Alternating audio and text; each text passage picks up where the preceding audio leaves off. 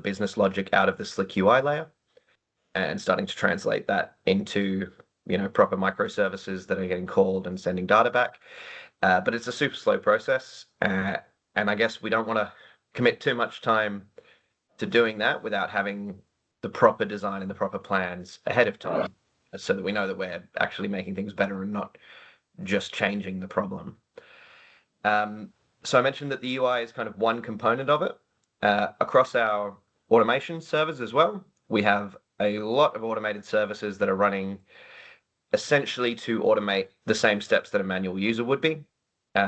These are a combination of Windows services and Windows console apps, all again with direct database connections, or with direct connections to our file server, which, as well as performance, security is obviously something we are very keen to improve. And so taking those away from having those direct database connections, moving them all to proper microservices, and just a more modern, secure architecture is probably what our main focus is going to be here. But yeah, from my perspective, the biggest pain point that I'd like to address are performance issues, just because that's kind of the single biggest efficiency gain we could get as a business, is just making things load less. Right, okay. Robbie, are you a developer on the team? I am, yep. I've been with MSA for 7 years now, so I came in kind of midway through the launch of this project and have been a part of a lot of the tacking on of stuff on top of that. Yeah, you mentioned that microservices is a main consideration. Have you already got a microservices architecture? Minimal. We have a few things running now in Azure cloud-facing sections, but I would say not really at this point is the answer. Right. Okay. Okay. You've only got 300 users. That's not a lot. So I'll preface that we've got 300 internal users on the Slick UI application, but on the web portals that look at the same databases and use the same functionality, it's in the tens of thousands instead. Oh, okay. And when you say tens of thousands, are you talking about concurrent users? It wouldn't be concurrent. In a given day, it would probably be between 1,000 and 2,000. Okay. The analytics I've seen. Concurrent. Okay. And have you got the majority of those would be kind of on the read-only portal that we've got. It's like a pizza tracker for your home loan, where it just shows a very simple screen of logic, so they're not doing the high performance intensive tasks. Right. Okay. But yeah, beautiful. And do those 1,000 concurrent users, do they need to see real-time data that changed? Yes. Yeah, they do. A minute ago? Okay. Okay, good. All right. Scott, can I ask, what's your role in this? Set up the back end stuff. So I guess I manage the web service, the database server. I don't do anything with the desktop application other than the RDS and the networking and the firewall and pretty much everything else. The Defender and right. So, Scott, when you say back-end, are you referring to the APIs as well, or are you just... No, I'm not a programmer in this instance. You're a sysadmin, essentially. Yep. Essentially, yeah. Right, okay. Yeah. We kind of usually refer to the back-end as the API, and then there's also the database guys in this case. That's context, yeah, sure. Yeah, you've got... probably what we would have, it's the way you've done it with direct connections and stuff is an older style way of doing it, and quite common with a Windows form or a WPF front end, but for a web front end, not done. You're just giving yourself a lot of pain down the road. So yeah, So the web front end, I will say it doesn't have direct connections into the database. It is through API, through a proxy. Okay, great. So we're not that level of bad, Yeah. Okay. but it's not great. Okay. And David Nemo is looking at the infrastructure, mostly working with Scott. Yep. Would that be right? Yep. Okay. And who else do we have on the call? Ayan? Ayan. And you're the owner. Are you technical? No, I do. The IT team and tech team report into me. I do have a lot of background in technology related projects, but I'm not technically trained. Right. So, Ayan, what do you want to see? Like, I guess when you look at this, I'm looking from a business perspective. right. And from your point of view, what do you want to see done that you don't want? What gives you the most pain? There's a few things. One is a question mark as to the scalability of our current infrastructure. If we were to double, triple, quadruple our size, both in terms of the volume of transactions that we support, our database size, and so on, what will that do to our architecture as we become we are providing services to APRA-regulated financial institutions. So the resilience of our infrastructure is very important. So I just want to make sure that there's sufficient resiliency to withstand different events. Server goes down, server needs to be rebooted, or something doesn't work. We need to put patches. How can we do that in an efficient and effective way so that it doesn't disrupt our capabilities? We are now also being contracted to provide notification of any downtime that we have in our environment. And so if what we want to make sure that any patching or any downtime is more controlled and that it limits the amount of downtime. But if there's an actual event that happens, we've got a very clear and quick way of bringing all of our critical parts of the organization back up and running. I also want to make sure that we are future-proofing. So what's the simplicity for both our tech team and our IT team in maintaining this relatively complex set of systems and infrastructure that we've got here? And how can we more simply allow our technology team to develop their technology and then move that to production environment without too much additional overhead and headache required by the IT team to be able to support them? How can we keep that flexible and allow the IT and infrastructure team to support our tech team?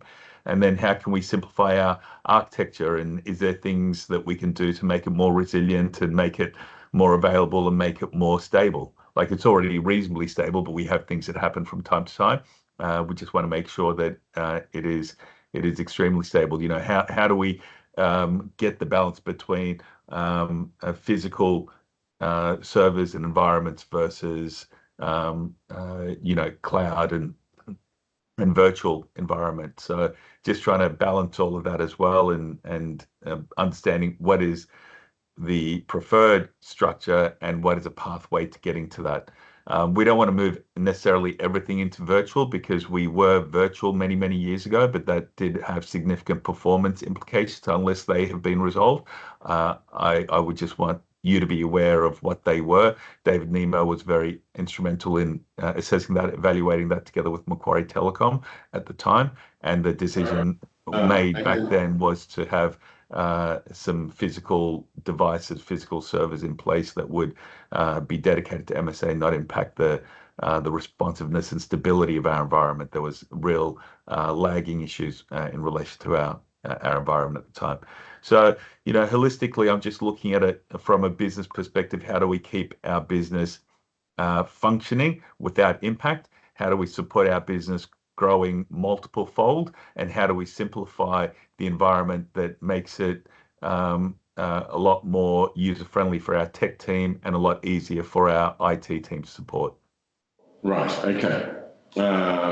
I can probably answer the first one just guessing without knowing, but in terms of the scalability, if you were to triple the transactions, I'm going to guess it would drown. Yeah. I don't think that would happen. Although you're right, it should be easily possible. You should be like when you develop these things, if you have load tests in the application, playwright tests, that type of stuff, you should, and you just use normal best practices, you should be able to have triple without any problems at all. Yeah. Yeah, Well, that's the plan. And the thing is, that sort of growth is realistic for us. We've doubled in the last 3 years. We're probably more than 3 times larger than we were at the start of COVID. Right. Okay. You also said that you would like to have simplified architecture. If you, and I have no idea, having not looked at the app, but microservices definitely don't always simplify the architecture, and they also don't always make performance better because there's a lot of marshalling between services.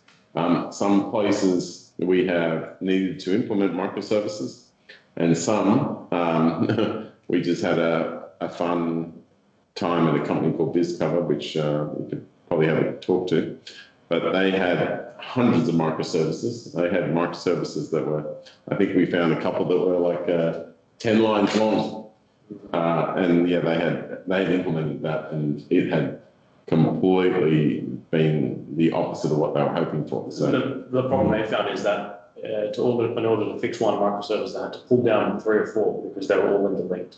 So it wasn't feasible for them to keep it up. We ended up moving it over to a monolith for them. Yeah, that's right. Which is they're still running it to this day. Yeah. So they had a great. In that case, they went to modular monolith, and they had a main core thing and many of these side parts. But there's many different architectures. There's vertical slice architecture, clean architecture. There's a lot of choices there, and it really depends on how the app is set up, and also whether there's usually a team of devs, and we have to teach them how to do it like the new style. And so that's kind of what we would typically do. Question on the downtime you mentioned. You said that we have to now advise when we're down. Is that due to some sort of ISO or SOC 2 compliance, or why now? Yes, to both, but there's a third more important component, which is our clients are APRA-regulated financial institutions and typically banks, and there have been some regulatory changes that have been imposed on them relatively recently within the last 12 months, which require them to be a lot more on top of all their suppliers, both their third-party but also fourth-party suppliers, and also there's reporting obligations on them. And for them to achieve their reporting obligations, we need to be able to report back to them. So if we are down in any way at all, the regulator considers that to be that the bank themselves are down. So they have a reporting obligation to the regulator. And so we need to be aware of any downtime and the duration of that downtime, and notification as well, and time frame for that notification. Right. Okay. And the expectation on our services as well is very much 24/7 now, where it used to not be so much. Where we've got clients that will be working across weekends, late at night, and so when we say any outage, it is a 24/7 uptime expectation that we've got. Right. Well, we can develop for you 24/7 now. We've got a team in China and France. So. Can I ask, in terms of uptime, what is the current status? David? Look, I'm not sure statistically, but there's not many unplanned outages. There aren't. Okay. What do you do when it's drowning? Like we were talking, a single instance is a gig. Oh, they're just internal users, so that doesn't count. Yeah. So when you reboot that, you don't count that in your outage. It depends what it's impacting, which component, whether it's customer facing or internal facing. We Um, we we do look at we look at both. It's only those outages that have got a direct customer impact will require notification to the customer. Right. But from an MSA perspective, we do record even internal outages, and we do expect incident reports associated with that.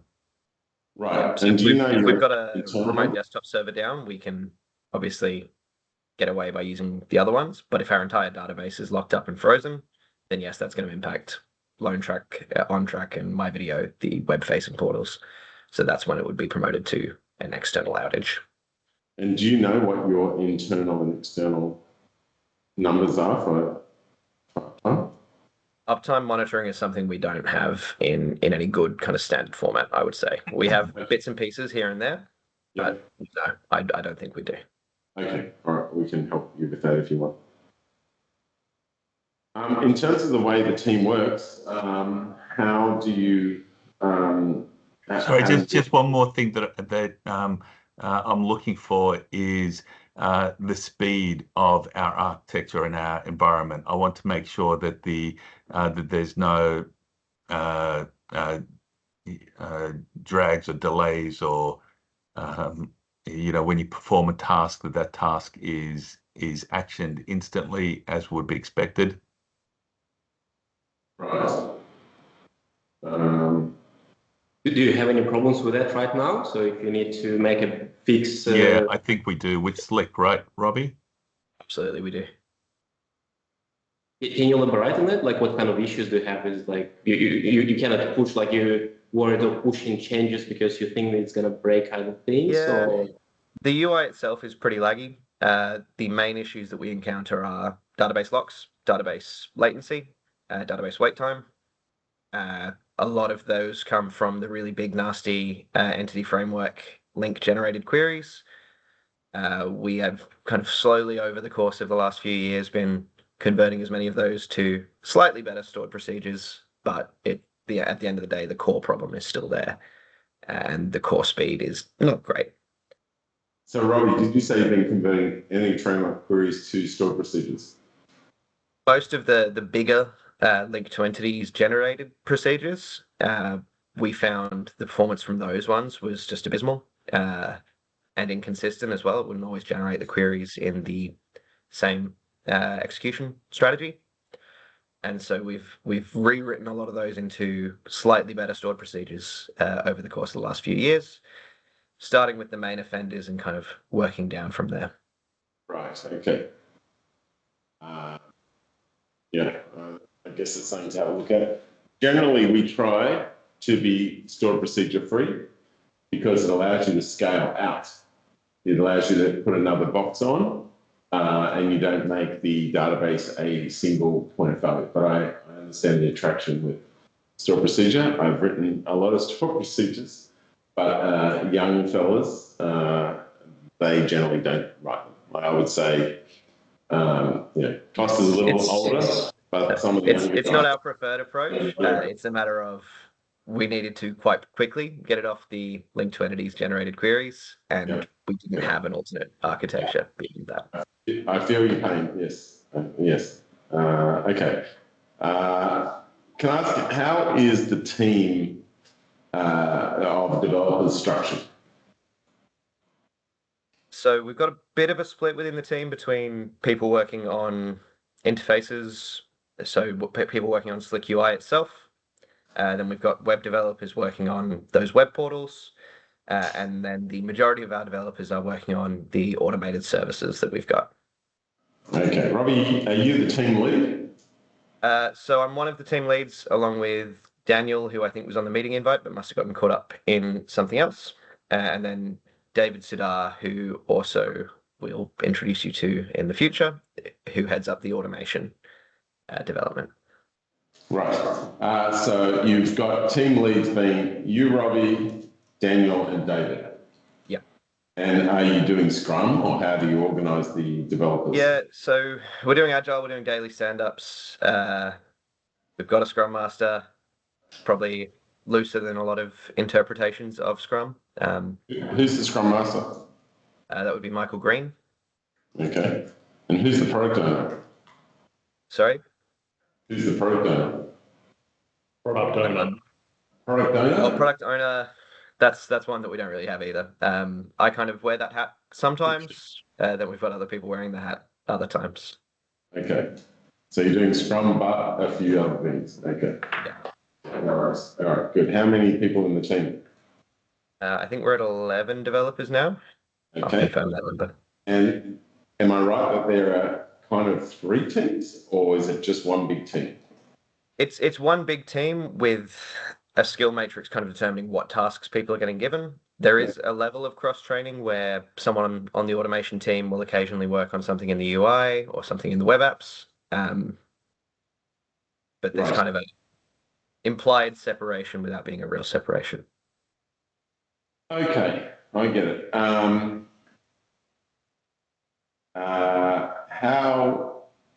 How would you feel? Well, first of all, how often are the sprint reviews? We do 2-week sprints. We review and plan the next sprint at the end of each of those 2 weeks. Right. Okay. 2 weeks. Okay. Now, Ayhan, how do you feel if we were to split that team up into 2 and try to make sure that we had a product owner for each? Or do you want to leave the structure as it is and just work on the actual tasks?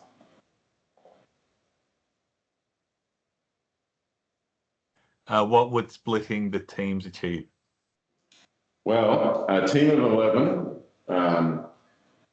is larger than, you can make it work. I don't mind having 11 on a team, but if we're trying to divide this up and make sure we have a front end and back end team, we can, or we divide them up into a vertical slice of, you're going to look at this from top to bottom, and you're going to look at this from top to bottom, and we teach them some of the AI tools. Or some clients just say, we just want a senior guy to come in here and crack the whip and teach us how to write code like in a good manner, like well-architected solution. And that is mostly coaching and being tough on pull requests and things like that. Other times the client, and this, I'll use the example of BizCover, which we were just talking about. They had teams, but their teams were juniors. Really, they weren't super experienced. They knew their business, they knew their domain better than we did, but they didn't know software as well. So they said, "Can you just send a few guys in and just move it from this architecture, which is clearly not working, into this? You just do all that in one go and then help us take over." But other clients say, "We want you to teach them how to move the stuff." So it's just kind of, do you want the house made and then move the developers into the new house, or do you want to help them construct the new house? It depends on, how you. Yeah, ideally, to the extent that the team have got capacity, it would be better to help them do it, support them whilst they do it, so that we can start bringing that knowledge in-house as well. Yes. Well, in the end, you have all the knowledge because you're on the new platform. Migrating is sometimes the thing that you don't need to be an expert in. Like, we do migrations all the time, so we're used to it. The average developer is used to just writing normal code. And then you're suggesting that you keep them out of the migration component because that's not necessarily a skill that they need to have medium and long term. Once you've migrated it, they're just on the new platform. Okay. Yeah, I would say the a lot of balance businesses consider like a migration to be a one-time skill, which is not an ongoing skill. But you guys know your domain, and it's better for you guys to be concentrating on code around your business. The other balance that we have to always be kind of conscious of is that we are still actively onboarding new clients and actively having to launch new features to accommodate changes in regulation. And so as much as we'd like to sit down and refactor and redo a lot of things, the focus for us is always on getting new clients on board and increasing business volume, to the extent that that has probably impacted pretty heavily our chance to go back and relook at a lot of this architecture and redesign. So definitely I see the migration being a separate responsibility, being probably the only way we could ever get it done without compromising on additional business projects. Right. Robbie, I concur with that. As we want every sprint, we want shipping features and shipping changes, even if they're plumbing changes. Depends. Sometimes we do a migration in one big, fell swoop. Other times, most of the time, we try to just bite off piece by piece until we're migrated. Where is the code? Is that in GitHub or Azure DevOps or what? It's all local Gits. Sorry? It's in a locally hosted Git. Okay, so you have a Git server. Bitbucket. Oh, you got Bitbucket, right? Okay. Okay. All right. And what version of .NET is it? Sorry, is that required? Does it have to be stored locally, or are you looking to move towards cloud? Most clients these days are on GitHub because they want all the AI features. Yeah. I don't know how required it is. It's been the approach since I joined MSA, was keeping all code local. Ahan, is there any appetite for using all the AI features? Maybe if you're unsure, we could give you a demo as well of what you can do with it, because it's blowing our minds, and we're in the industry. Yeah, well, we are leaders in technology innovation from a product perspective. I think it only makes sense that we should have similar sort of attitude when it comes to our own in-house capabilities. So I know Robbie would be keen, right, Robbie? I definitely would be. The reason we didn't do it in the past was definitely client pressure to store everything on site locally, from loan documents to code. I'm not sure if the attitude in the banking industry has changed around that, and whether I know that they're secure, but I know that there was a lot of reluctance to have code hosted offsite. Yeah, there is GitHub Enterprise, which is what most of our big clients go for. But who would be the person to give us the okay or not? Because if there's no appetite, we don't even want to look at it. Would probably be Ahan and Daniel that would work together on that decision, I would guess. Yeah, I think Daniel would review it from a technical perspective to ensure that there's no security or risk implications for us. We are a little bit reluctant to have code or data stored outside of our organization. We have a very sorry? To be crystal clear, we're not talking about data. We're only talking about the code. Okay. That would be heavily protected. Well, potentially code might be okay. I would need to validate that with Daniel. As long as there is no data that leaves MSA as an organization, then that does make it easier. So, customer compliance perspective, they've always been happy for private cloud as opposed to public cloud. Yep. And whenever it's in public cloud, they're asking a lot more questions. But yeah, it's just a matter of providing assurance to them that whichever way we go, that it's secure and it works with their level of compliance. Can this be achieved through the private cloud? Yes, it can. Okay. What do you guys use for CI/CD? Like, how do you do DevOps? Yeah, I would say we're pretty rubbish in that perspective. We've recently started using Octopus Deploy for a lot of those automated services, for some of them, but the vast majority of things are manual deployments, manual testing. I'm very happy to hear you've gone with Octopus. That's great. It is a great solution. I will tell you that the CEO of Octopus came from SSW. There you go. Founder. Yeah, founder. Yeah. So Is that right? yeah, fun story is when he was young, he joined us, and I gave him this tool to develop. It was a thing called Data Pro. It was automatically replaying scripts, and he was young. He thought it was a terrible thing to work on. He didn't enjoy it. It was in VB6, and he whinged about it, but he did a good job, and then he left. And then he released a free tool. It was called DB Up, and just threw it out on GitHub. And it was a cool thing. And I thought you hated working on this. And then he'd done this cool thing that worked on the web. And then he created Octopus, and we do work for Octopus now. And yeah, he's been a real success story. Do you guys have a lot of environments? Like, do you have except production? Yeah, so we've got a internal and an external UAT environment. We've got a production environment, and we've got the start, I would say, charitably, of a proper dev environment as well. At the moment, we're mostly developing out of the internal UAT environment. Mm-hmm. Okay. And they like look similar, like they close enough to prod, like the internal UAT that you mentioned, it's close enough to prod, right? Like, so you can replicate issues there before you release.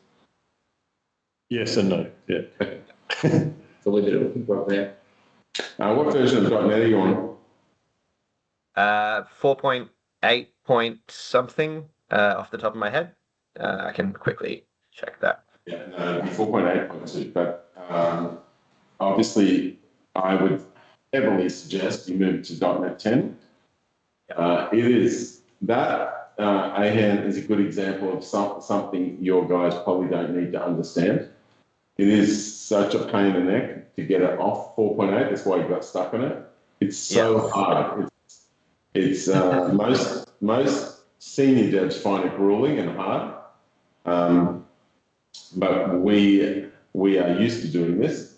So that is one part we could just do without your guys needing to do it. And then they're on .NET 10. .NET 10 will perform amazing. Plus it will bring down your hosting costs and stuff. You can host it on Linux and stuff. The good thing is that AI will make that a lot quicker than it used to. Yeah, that's right.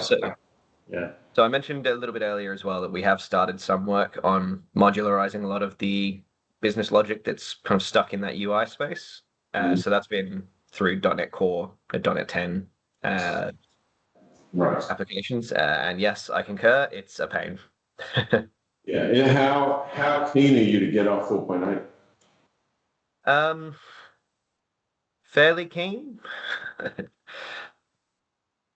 If I was to rank things in terms of, I don't know, fixing up your CI/CD or fixing up your .NET to .NET 10 or moving Bitbucket to GitHub, what would be number one? I think the .NET 10 kind of unlocks a lot of the other wins that we can get from there. So that's definitely been one of our targets. Yeah. Obviously, big slice of work, rewriting a lot of kind of less than ideal code bases from .NET Framework into .NET Core, but I think there's a lot of wins that come out of that. All right. Can we discuss a little bit your application? Like it's not totally clear what you have. So you mentioned UI, right? So is like how users interact with your platform. Internal users, like is it like what the tech stack for that is? Just pinforms, because you mentioned that you use remote. Yeah, so the production servers here are remote desktop servers. In the diagram there. I don't know whether you can see my cursor there. Let me just see it. Okay, yeah, and then that's... So that's the Slick application there, the UI on the remote desktop servers that uses access.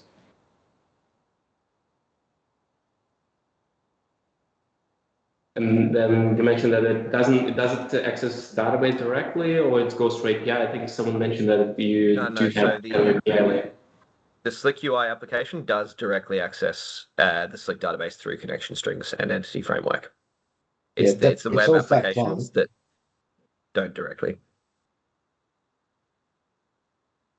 And then apart from that, so that's kind of your main interaction point with the database. But also you mentioned you have a whole bunch of different apps, 150 apps kind of automation apps. So is it? It's all also on 4.8, right? Like .NET 4.8, hosted as Windows services and console apps.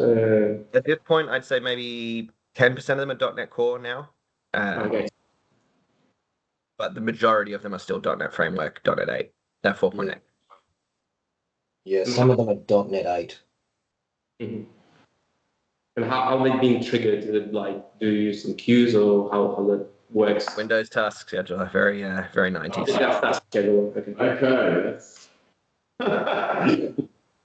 Console apps. okay. The simplest thing that will work. And so majority like of the problem, like performance related problem, is it like what's a bottleneck? Is it just you feel that the bottleneck is your database? You mentioned that you have to throw more and more kind of hardware into that. Like, what's the problem? Is it just too many things accessing the database at the same time, and it becomes slow and unresponsive to the whole platform? Or A little bit my read of it, yeah. In terms of our biggest performance issues, it's the database layer or lack of database layer. mm-hmm. So What version of SQL Server is it? 2019 standard. Yeah, there's only so much you can do with the database. Yeah, that you've got to take pressure off the database really. Have you done much work on indexes? I would say that's something we're not very good at. Okay, all right. Okay. Yeah, I feel like we might get some good quick wins out of this. and then, The other things that I'd like to look at is, currently our dev team want to accelerate the move of more and more of our infrastructure to the Azure environment.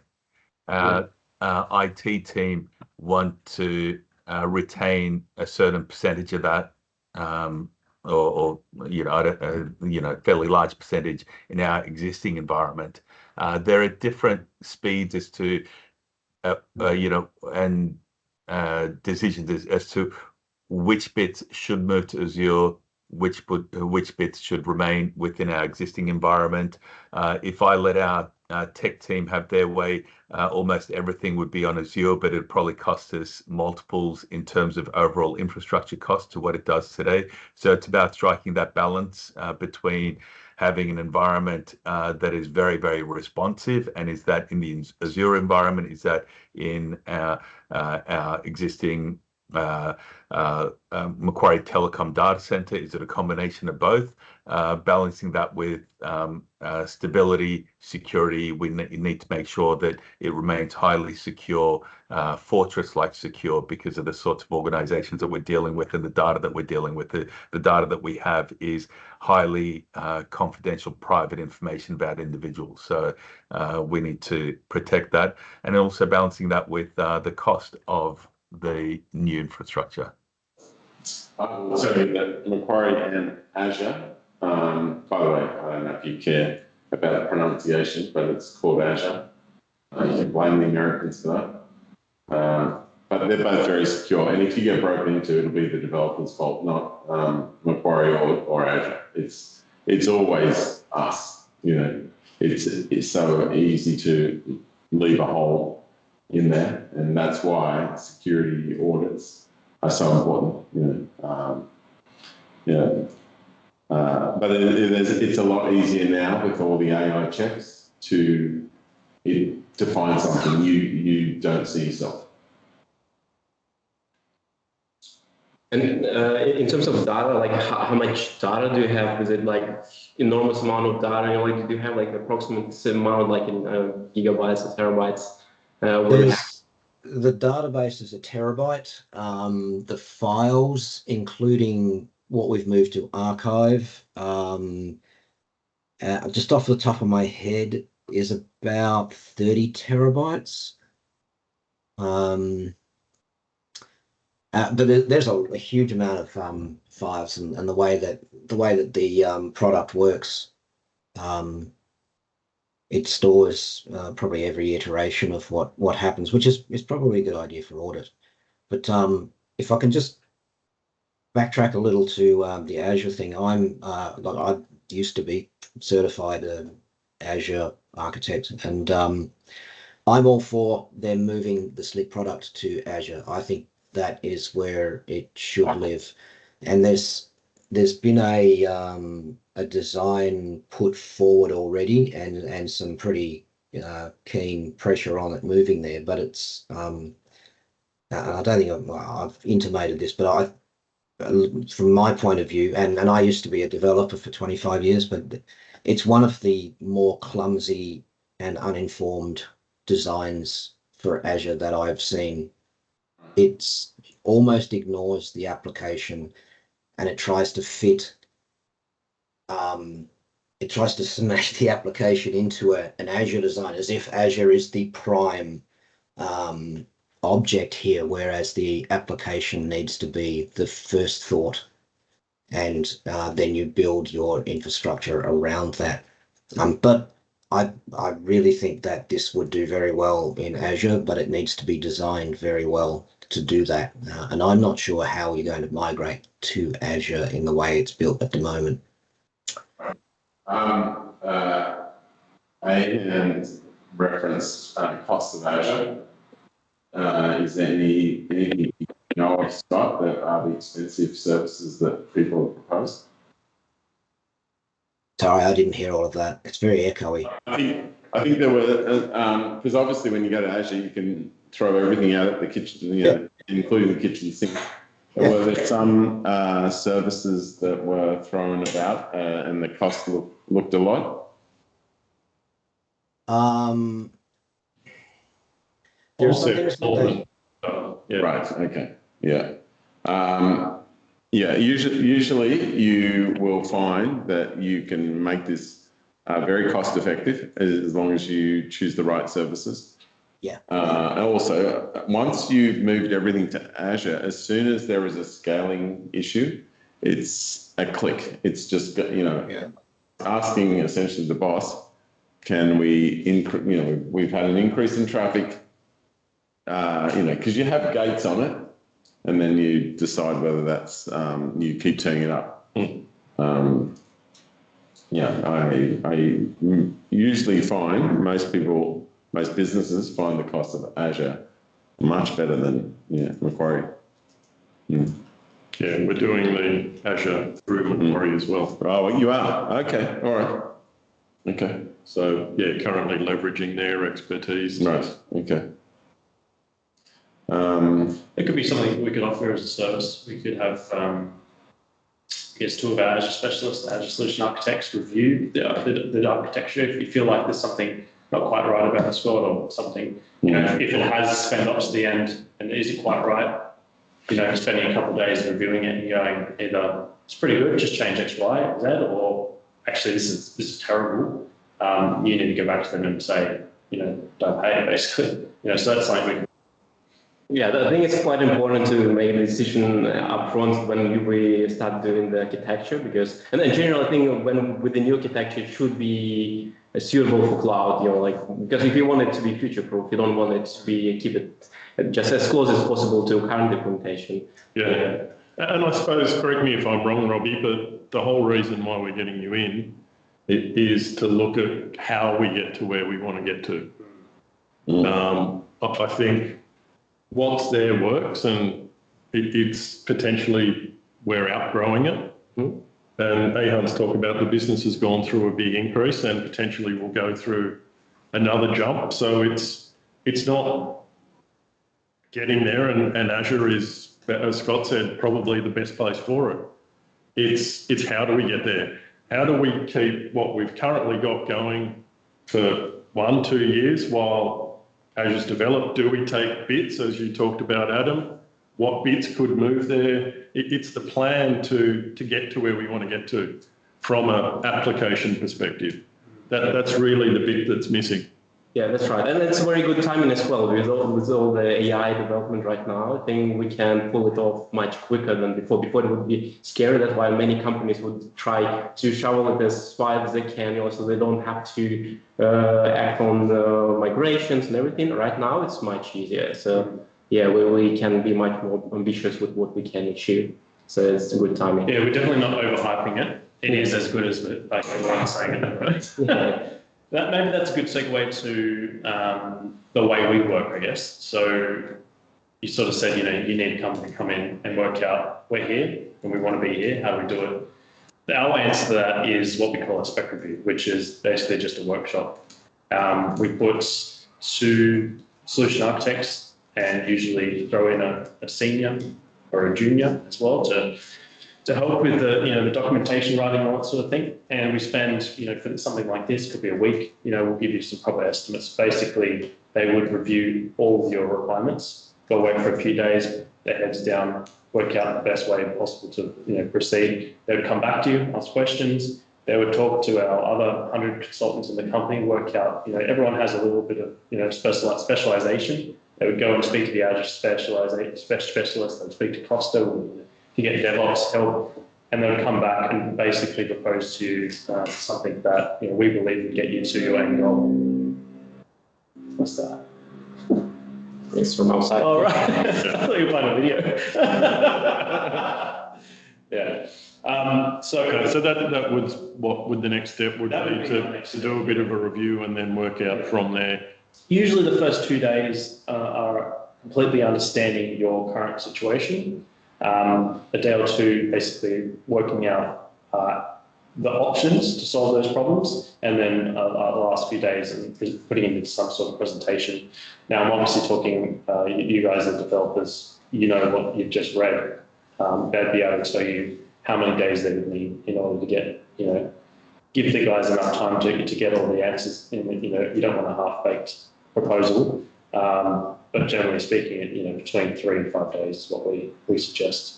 And is that chargeable? That's chargeable, yeah. But we'll work with you on the pricing. We like to make it work for you because, we obviously, that's not our end goal. End goal is to do the work for you. But the outcome or the deliverable from that, you completely own. So, if you want to take that and give it to another dev house, you own that. If you want to take that and say, okay, we want SSW to build this, this, and this. We want Macquarie to work with this. We can definitely work with that as well. That's completely your ownership. But yeah, that's generally how we approach these sort of engagements.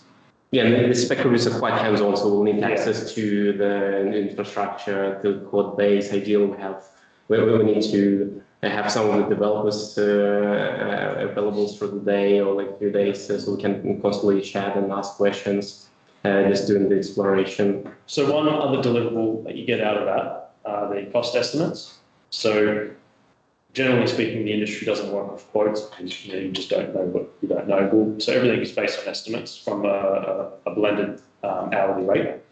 But how we do it is we split up between MVP and nice to haves. So each line will be a major component of your migration, like a better word, or upgrade. And after we propose that to you, the ownership is with you. So if you want us to work on the Azure upgrade or migration, or the GitHub, the Bitbucket to GitHub migration, every line will be an estimate of time that you can decide to engage us or not engage us. So it'll be very clear exactly what our goals are. And then once we all decide what the minimal viable product is, or the end goal is, at that point, then we go and break that up. After you engage us, we go and break that up into PPIs, pick our favorite, DevOps, GitHub or Azure DevOps, and then we work 100% on Scrum to get something rolled out every week. So, yeah, any questions around that? I'm going to have to drop off just because I've got a client meeting, but it was good to meet you all, and I'm sure we'll be in touch. Thanks, Robbie. Thanks, Robbie.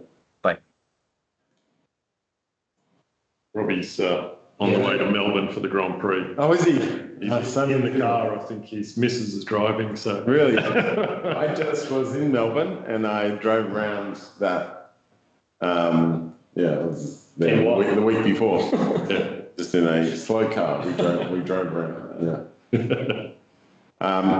Can I ask, from your point of view, Scott, what's the good and the bad of what you've heard so far? Like, what stuff do you think we're well suited to, and the stuff that you've got questions on? In terms of what you've said today, Yeah. no, I like what you've said. I like what you've presented and your approach. I don't really have a problem with how you want to proceed. Is there anything that I've suggested that has question marks on?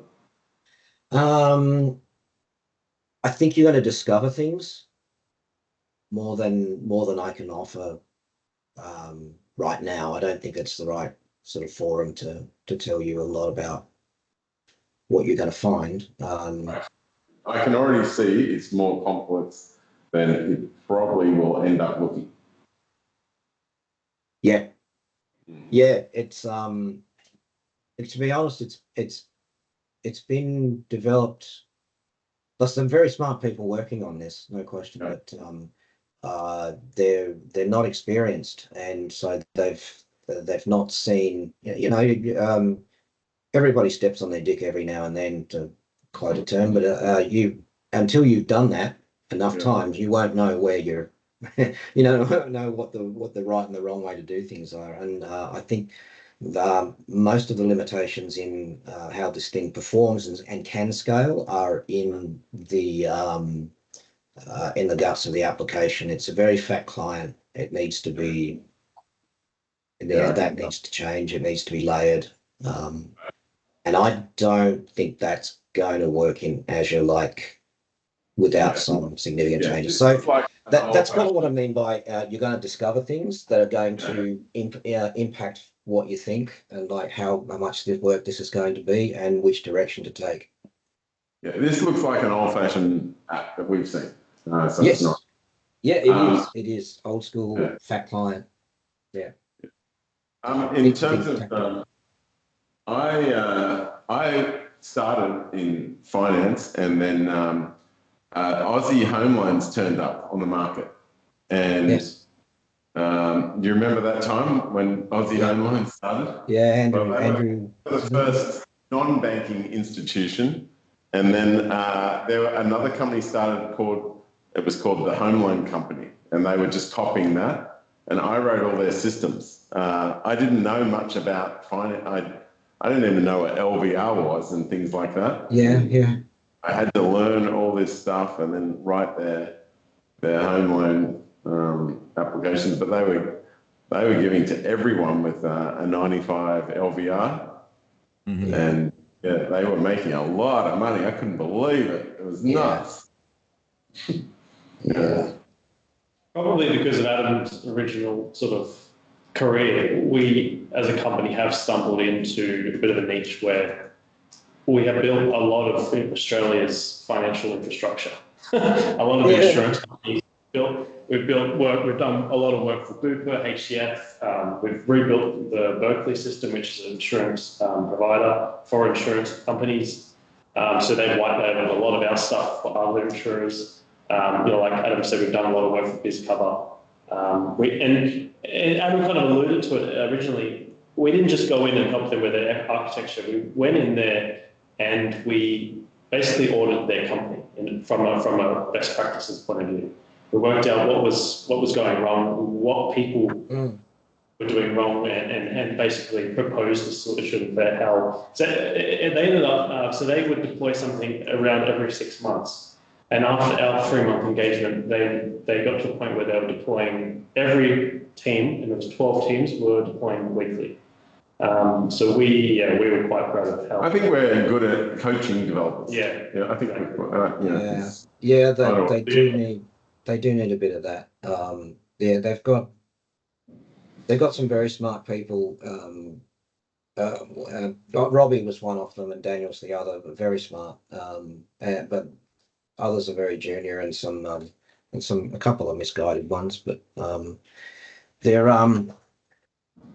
they could achieve if they knew, especially Robbie and Daniel, they could achieve what if they knew. But yeah, the finance stuff. I came out of did a lot of my time in commercial property management, actually. So a lot of the banks I'm very familiar with. Like in the globals, like Deutsche Bank at Oh, Credit really? Suisse, and those I actually part of the task of splitting Westpac into Investor. So I did part of that early day work and I was a programmer back then, so I did quite a bit of that. Right. So Robbie's just done a recent release on Slick, which is probably the first in 12 months. Right. Okay. To give you an idea. Yeah. Well, it's good that you were once a developer, Scott, because that makes you a much more sympathetic sysadmin than usual. Yes and no. If I find someone who's very capable, then I help them all the way. And if I find someone who I find is just downright dangerous, then they're going to find some resistance in their Yes. issues. Okay, I can be opinionated, but my absolute direction is with MSA and the customer, whoever comes up as just part of the company, not the individual. So, Ayhan, where did you get your foundational knowledge from for this business? My foundation of Your foundational knowledge, like which prior? banking and finance. My background is in banking, international banking. I worked at JP Morgan for many years, Bank of New York, Warburgs, mostly international. And all the divisions that I worked in were, startup type divisions that were investing heavily in technology. And I was product manager, so I was responsible for defining functionality, managing the development team and the tech teams, and building that out and managing the P&L of that and rolling that out to customers. So just through that exposure, I got a lot of deep understanding on different technology platforms and functionality so that was over about a 20-year period, mostly in the UK, Japan, and the US. Right. And did you bring many of the learnings from JP Morgan to MSA? It's more of the skill and the ability to just want to invest in technology to simplify everybody's life, to automate things. So it's a real innovator's mind that I've brought in. So rather than individual application type skills, because they weren't relevant back then, we were dealing with AS400s and things like that, right? Yeah. Which are very, very different. And not only do they not exist today or not appropriate today, but they're a different scale. Sort of infrastructure that you need for a global bank is different to a relatively small law firm. Right. But it's more the methodology that I brought in. What percentage of the business is like mortgage and what percentage is self-managed super, and like what's the chunk of? And is everything that in the business in these systems that we're talking about today? Yes, it's all mortgage related, loan related. So it's mostly residential mortgages, probably about 80%. Okay. And then the remaining 20% would be commercial lending and SMSF lending. But in all those instances, you've got a lot of very detailed personal private information about the individuals who've been credit approved and who are applying for a loan, who've been approved, and now you're documenting that loan. We have a lot of supporting documentation that comes with that as we document the loan. And so we have very high level of security and privacy obligations. So did you say the database is 80% residential loans? Probably about 80% of all of our activity is residential, maybe more than 80%. Right. And what percentage are commercial loans? The balance would be, so probably about, I'd probably go as far as saying 85% would be residential, probably 10% commercial, and 5% the rest are SMSFs, personal loans. Oh, right. Okay. Now, people like Mortgage Choice and that, are they a competitor? No, that would be a client. They would be a client. So, yeah. So Mortgage Choice brokers, do they deal with you? Yeah, they do. They're not a client directly, they're a stakeholder, and we provide services to them as the stakeholder. They're the ones that are uh, preparing the loan application, meeting with the customer, submitting it to the financial institution. If the financial institution approves that loan, that's when it comes to us. So we act on behalf of the financial institution. We're the ones that are, so the broker will apply on behalf of the customer. The bank will assess the credit. If the bank approves the credit, then we will get the instruction, and then we'll do the documentation. We'll issue the documents, the loan contract, and any additional documentation like direct debit form, terms and conditions, and so on. We issue that on behalf of the lender to the customer. When the customer signs it, it comes back to us. We coordinate all the various stakeholders to get the loan ready for settlement. So making sure all the special conditions have been met, all the outstanding requirements have been resolved, that the documents have been executed correctly and enforceable. And then we settle it. We get funded by the lender. So we receive the funds associated with the loan. We settle it, and then we register the mortgage. And then we deliver the document pack, the signed document pack, to the lender or their custodian for them to hold. In some instances, we are the custodian and we hold it on behalf of the lender. Right, okay. And are you the CEO of MSA? No, I'm one of the directors. My business partner is the CEO. Oh, right. Yeah. Okay. I was a CEO for about 15 years, but I've handed over the reins to my business partner. Now you're relaxing. What's that? Now you're relaxing. Yeah. Okay. A little bit more than before, certainly. Say again? A little bit more than I was before, which is great. Right. Okay. All right. But as a business owner, you don't ever quite relax. Yeah. Okay. No, I mean.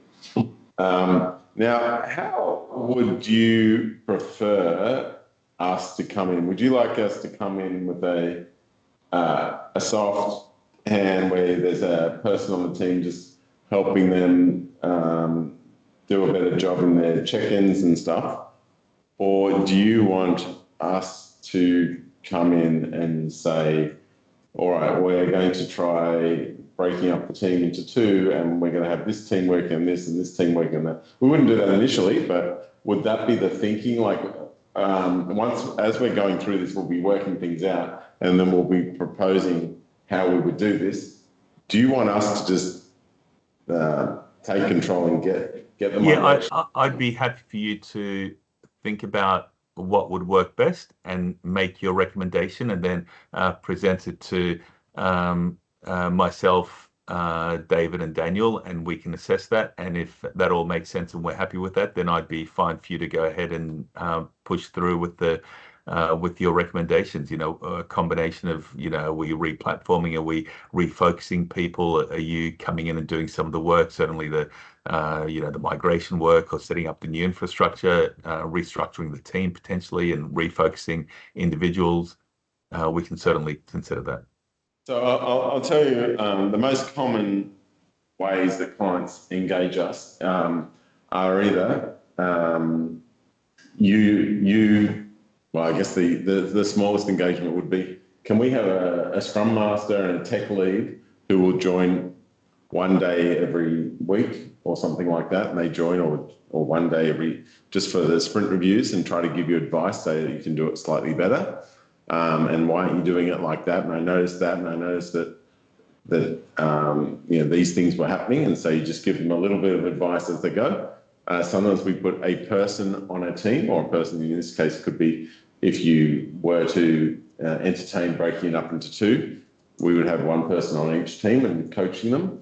Or we leave the team alone and we have, a few guys that just work on this, and they get that .NET 4 migration to .NET 10, like they get it done, they get it deployed, and then coach all the guys to now be checking into that repo. And then we go, all right, so that part's done. We're automating all the check-ins, and there's going to be a lot of tests running, and we're going to be using Octopus Deploy 100%. So basically it goes to the product owner. We will whichever way we go, we're going to coach you to have a proper product owner. And that person once it's been tested, they click the button to deploy the new version. And we also move Bitbucket to GitHub if that's authorized. And so then we start doing a whole lot of AI training with the guys. So there's three parts: just the small part, the medium, or take control and do the migration for you, and let your guys continue working on that until we're done. I sort of concur with Ahan. Do the review, see what we've got, how we operate, what the system's like, and then come back with the various options as to how you could engage. I'd like to see the detailed proposal of what is it that you're proposing that would be done, the duration of that, the effort required, the resources required, and the cost, and the impact on our team and our business and our infrastructure. Okay, so I would suggest probably, and I don't want to what you're thinking of, Levi, but I'm suggesting that a couple of people come in for the spec review for a week and work with your main guys, so we can work out probably how we would cut this piece up without affecting operations. And do that. But the reason I ask you that is you might have a goal of just having us softly coach them to be more G'd up and more getting stuff done, or you might say, look, they're fairly junior. They know the domain, let them keep working that. You move it to .NET 10, then move them across. They don't have to know. It's just basically, moving from one car, jumping into another car, and then they continue driving. And so that can be done under the covers, or we help them do that migration. I'm not sure how, I don't know the team members and how you would like that done, but that's something that we would like guidance on, of course. Yeah, we'll probably during the first couple of days, we'll already start getting a sense of what's going on, and we can readjust. If we decide in one way, it's not necessarily going to stay the same. If we see that we can do things more efficiently to get you to the right architecture, we could be able to do a different thing. Yeah. And just I have the question about documentation in the company. Do you guys document things well, or it's kind of all in? What do you get, Costa? It's in people's heads. Will have to have a lot of talking. That's pretty good. We have a diagram. That's already good. Well, the diagram's 2-3 years old, so. Okay, that says a lot. Okay. Yeah. But by the way, you can have this auto-generated. Yeah. Yep. Documentation has improved a lot over the last 18 months, maybe. MSA now use Confluence and Jira. Okay. So Jira is used for PMO and sprints, and tasks are put in there. And there's been a big push to get as much in Confluence from a documentation perspective and link it through. And that's what we're using for ISMS, for ISO, and we'll be using for SOC 2 going forward. So it's nowhere near where it should be, but it's not nothing. Yeah, I'm just asking in terms of onboarding, for example, if we start, are we going to start from? There's some things that you'll find a lot of information, and some things that are nowhere except Daniel or Robbie's head, and the mix in between. Yeah, that's right. Yeah. So is everyone located in Sydney? Yes, they're all here. And the developers are here? Except 2 junior ones, which are resources from the Philippines. Right, so you have 2 in the Philippines and 9 here. I think there's 11 here and 2 in the Philippines, so 13 in total. Okay. And is the work from home, is there any work from home, or they're always co-located here? There's some work from home, but they're probably, I don't know, correct me if I'm wrong, 80% of the time in the office. They're in the office. Okay. Yeah. So for the purposes of the spec review, having them here for a week wouldn't be an issue? Yeah, so the daily stand-ups, you'll find 90% of people will be in the office and around the screen and looking at the tasks. Can you guess who would end up being the product owner? The person, discussions on the person that decides this feature is done before this feature. We can improve this form by moving that stored procedure out, or we can, It'll be either Daniel or Robbie. Daniel or Robbie will be, okay. But is it more someone from the business? It's Yeah. usually somebody that's I was not, gonna not say- running the code. More like Linda, but obviously she's got this general manager. Right. She's got other Does responsibilities. she know whether this one's more important than this thing? Well, she's I guess the one. question is, are you looking at a product owner from a operational perspective or in terms of functionality? I would, somebody that you would go and say, well, it could even be Scott. Like, I don't know anyone's knowledge and skills, but you could say, look, I really, really want this feature being, we're doing this new initiative with self-managed super funds, so I need this feature done before this. Who would you say that to? Okay, prioritizing the business priority, basically. Yes, That would be Linda. Linda. So Yeah, she's the Would head of she be- operations. would she be happy to be a product owner? Would she turn up to the sprint reviews and direct traffic if we told her how to do this? Probably Or not. is She's not technical enough? She's not technical, but I don't know whether she'd have the time to do it. Right, she's too busy. But Yeah. because, are you after somebody who's technical or somebody who That's a bit has technical. priorities? They have to be, they have to be technical enough. You They're, don't want the devs to pull the wool over their eyes. that's why I kind of, as soon as I knew Scott was once a developer, he kind of knows, like, basically they should have common sense and be able to speak to geeks, and say, look, I don't need to know that level of detail, but just enough so they can make a call whether they should do this or that. Like, And if you feel like that person that you find doesn't have business authority to make those decisions, then you could set up a stakeholder environment where Scott, if you want to proceed with Scott or Daniel or the other one, they know what the stakeholders, whether they're Ayan and Linda, they're the stakeholders, and they decide what to do first and the order, and then they report to, or Scott reports to them, and then Scott feeds everything back to the team. It's slower, but it works as well. So, first of all, it wouldn't be Scott. Secondly, if it's about setting the priorities and making sure that the technology development priorities are aligned with the business priorities, it would be somebody from the business. It would be Linda, who is managing the operations, and she is very tuned to what the customer requirements are, what the staff requirements are, and she would be the one that decides the prioritization of any initiative being undertaken by the tech team. She does that today, but more at a high level, not at the granular level. right, okay. Okay, that's good. So Linda could liaise with.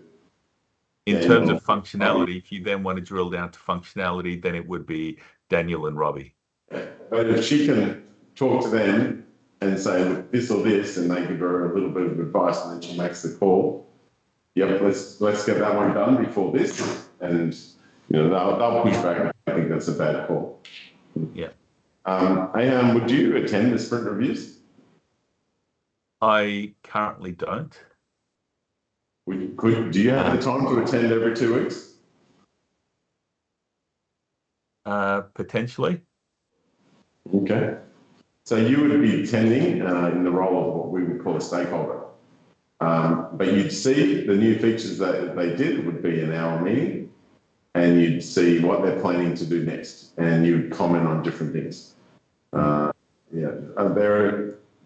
think that you'll notice that things really start changing. So obviously if you can make it, would be awesome. Because of someone senior there. So he can direct us if he's seeing that we're focusing on something he doesn't want us to focus on. Yeah, okay. Yeah. Okay. Yeah. Yeah. But also, it will show you if you've got any weak developers as well. Mm. Yep. Yeah. You'll be able to see there actually there's a few sprints in a row they're not producing jack, and you will then want some more extra information on the on the side, we will tell you what's going on. Yeah, our plan is sometime this year to employ a CTO. Yes. CTO usually, and I don't know what your plans are, but they are usually picking all the software platforms and different things like that. Sometimes they're involved in product development, but they're not always. Depends who you get or what you're looking for. But yeah, that's probably. We would want somebody who is involved, gets into the detail. Yeah, so basically you could be looking for a product owner as well, that's got experience in finance and mortgage and stuff. Yeah. And Ayhan, are you usually working here in this office? Every second week. Every second week, okay. But not in that office, in a different office. Oh, have you got another office? In the city, in Barangaroo. Oh, Barangaroo, okay, good. All right, we're in Neutra Bay. Okay. Yeah, do you know the Oaks Hotel? Oh, yes. We're across the road from that. So basically, we will propose a spec review to you, just so you have an understanding of what that would cost. It'd be around 26,000 for the week. So that would be for 3 developers to come in, and like I said, we can work with you on that. It'd be in person, so we would push for our team to fly in. So we obviously have 4 offices in Australia, and we always push for the spec review to be in person, but not necessarily the people, because we want to put the best people on the project, not necessarily just the best location. But for the spec review, we would talk about flying in the right people as well.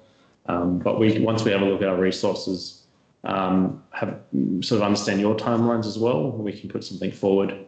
And we've all sort of taken some notes. We have the recording as well, so we have a pretty good understanding, which we'll share with the developers, get their heads across it before, and making sure, if you were to engage us, we'd make sure all the access is sorted for that period, because we don't want to waste any time waiting for code and email addresses and whatnot. So that would be so we don't always fly people in, but I think I'm trying to think why Levi said that, and that's because you did that for this cover. No, I just said because we want the right people on the project, not just because of the location. But you're thinking of Gordon. I am, yeah. You don't necessarily need Gordon. No, but if okay. All right. Yeah. Okay. All right. Good. Excellent. Yeah, so we'd want to know, pricing and for the different options as well, so we can make that call as to how far we go. Yeah, we would probably include that in the spec review in chunks. Yeah, we will tell you what we're planning on doing, and based on how much effort you want us to be putting in. That's why I said before, we can just do one guy per sprint review, or you can have a guy on each team, or we can do that. We actually can do this whole job. We have the skills. We are used to doing this, and sometimes a company just says, "Get it done." Our guys are already too busy on whatever they're doing. They're trying to do something to do, because what we don't have, like, even though many of us have spent a lot of time in the finance industry, we know the code and the stuff better than the actual business. Like, we've heard all the terms and we do all this stuff, and we broadly understand, but we're not domain experts. We're technology experts. And so that's why we can't do this on our own. We need somebody who understands the business. So that when we suggest something that looks obvious to us, they tell us, no, you can't do that because of this. There's this other thing that happens. Yeah. So the person that you assign to us for that spec review is pretty important. And it sounds like you've got great guys that have been here for a long time. We've just been given this huge job, massive job out west, huge factory and stuff, and their whole team is gone. So you can imagine this is not fun going in, a massive complicated operation with no staff. No SME. Yeah, we don't have. And we are trying to work out all the lingo ourselves and how all the factories run, and it produces all the chips and stuff that you guys eat. It is massive and complex. And our poor guys that we've sent out there, holy shit, they give us free chips every day, but they won't give us any information. Yeah, anyway. All right, it was lovely meeting you guys. Yeah. Oh, can I just mention something off, nothing to do with this technology thing, but we go to a lot of these meetings and you've got a nice Teams room here, but this screen is a shocker. I don't know if you've been told that. It's a projector or something. Yeah. We could barely see who was talking initially. Like, you're all standing there still, your mouths are moving, but it's hard to see. Like, I would replace this with a TV. We see this, we are in a lot of meetings, and this is really difficult to see. It's just not clear. Yeah. I have suggested that. Oh, you have? Oh, so not the first one. Okay, no worries. Yeah, it's really fuzzy. Yeah, we can't tell how good looking you guys are. Yeah. They're both That's by design. All right. I'm curious. You work 1 week in the office and 1 week out of the office, do you? Is it like that's your routine? That's right. Oh, okay, nice. Yeah, excellent. All right. Pleasure to meet you all. Thank you very much. All right. Thank you. Thanks, Scott. Thanks, Dave, for setting this up.